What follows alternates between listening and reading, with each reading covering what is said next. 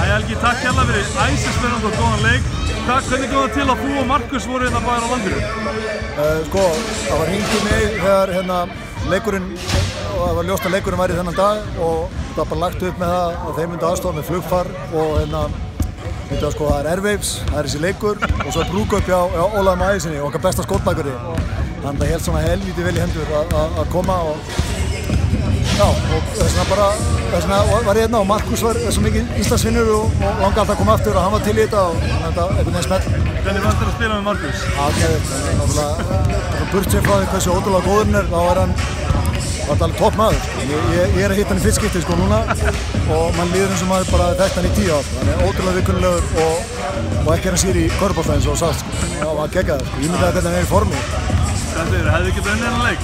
8 vinnum, 4, við vorum með þetta. Það voru nokkuð play, ég hef byrjað að krampa helvítið mikið hérna í lokin og að reyna einhvern veginn að spila í gegn það. En það voru þetta er alltaf bara 1-2 skot og við hefum getið unnið þetta. En það er kannski ágætt með ástand á menn núna. Takk hérlega fyrir æsispennandi leikarnir.